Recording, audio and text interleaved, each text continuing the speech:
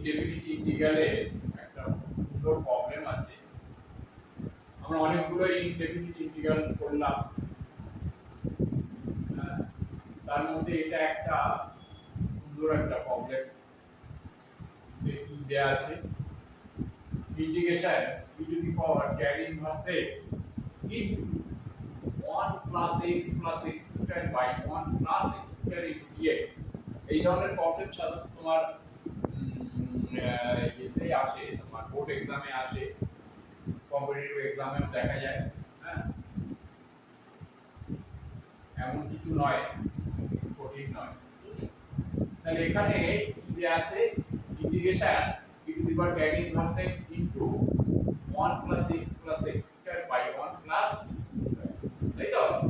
তাহলে কি হবে এখানে, আমরা tan inverse x, দেখো এইখানে নিচে 1 plus x square আছে, বুঝলে? তাহলে আমি tan inverse x z ধরতে পারি, কারণ tan inverse x এর ডিফারেন্সিয়েশন করলে 1 by 1 plus x square, সেইখানে কিছুটা আমার জায়গা তৈরি হয়ে যাচ্ছে, এগিয়ে যাবে। তাহলে এখানে আমি কি ধরবো, late tan inverse x equal to z, তাই তো?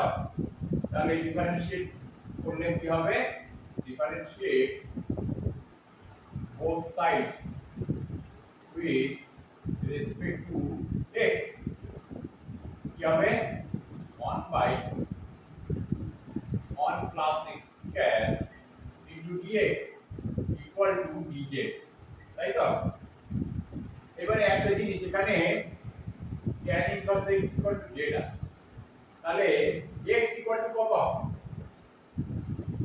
tan inverse x equal to z, তাহলে x equal to হবে tan z, তাই তো?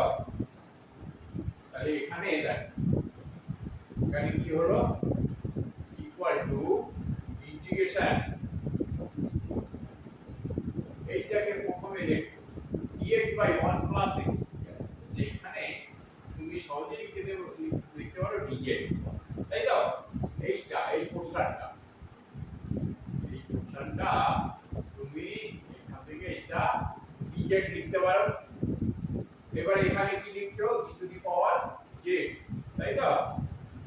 এবারে এখানে কি হবে, 1 প্লাস কি হবে এখানে tan z, তাই তো? প্লাস tan স্কয়ার z, তাই তো? এই হলো, ছোট হয়ে গেল, একদম একদম সহজ প্রবলেম, এমনি সহজে করা যাবে। তাহলে এখানে integration e to the power z into 1 plus tan z plus tan square, তাই তো? তাহলে এখানে কি হবে, e to the power z into 1 plus tan square, মানে প্রথমে tan z টা লেখো plus 1 plus tan square z সমান sec square z into dz, তাই তো? একটা জিনিস তোমাদের অবশ্যই মনে রাখতে হবে, এই একটা ফর্মুলা আছে, ইন্টিগ্রেশন তোমার e to the power z, এখানে fz ধরো, তাই তো?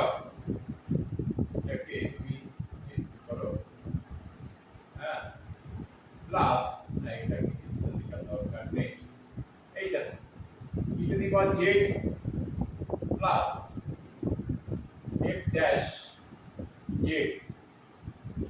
into dz, এই ফর্মুলাটা নিশ্চয়ই জানো, e to the power z into fz plus f dash z into dz equal to কি হবে, ইকুয়াল টু, সবসময় এটা অবশ্যই মনে রাখবে, এই ধরনের প্রবলেম আগে করা হয়েছে, e to the power z into fz plus c, দেখো e to the power z into fz plus f dash z into dz equal to এইটা।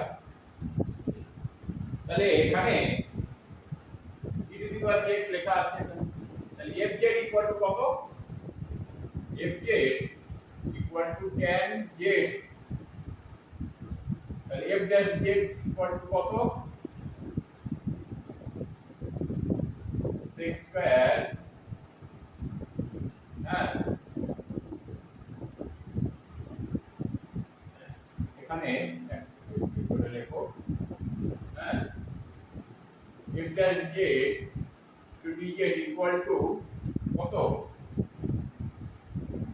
sec square z into dz, তাই তো? তাহলে এর সঙ্গে মিলিয়ে নাও, fz ইকুয়াল টু কত? tan z, f dash into dz সমান কত? sec square z into dz, এর সঙ্গে গুণ হিসেবে। তাহলে কোন এই ফর্মুলাটা তোমার কভার করছে কিনা দেখো, এই ফর্মুলাটা কি কভার করছে? e to the power z into, হ্যাঁ fz plus f dash z into dz, এটা কভার করছে। তাহলে এখানে কি হলো? তাহলে এটা যদি স্যাটিসফাই করে, এটা স্যাটিসফাই করছে এই ফর্মুলাকে, তাহলে এখানে কি হবে? e to the power z into tan z plus c, তাই তো? তাহলে e to the power z সমান কত? e to the power z সমান tan inverse x, tan inverse x into tan কত? tan ইনভার্স x, তাই তো? Plus c। দেখো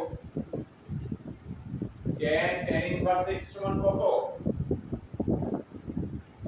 tan ইনভার্স x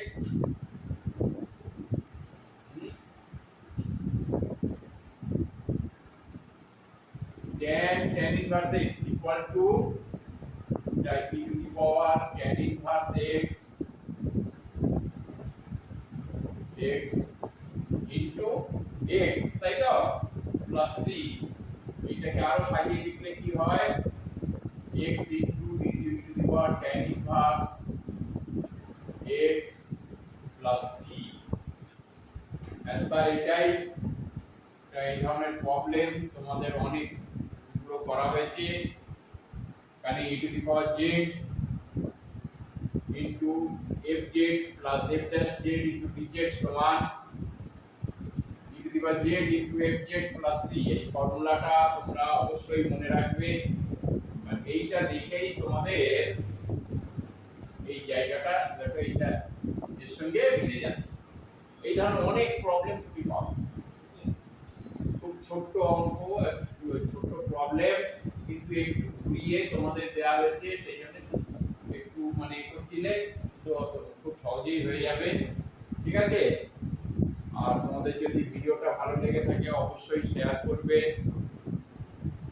সাবস্ক্রাইব করবে এবং লাইক করবে, যাতে ভবিষ্যতে পরপর ভিডিওগুলো তোমরা দেখতে পাও। Thank you.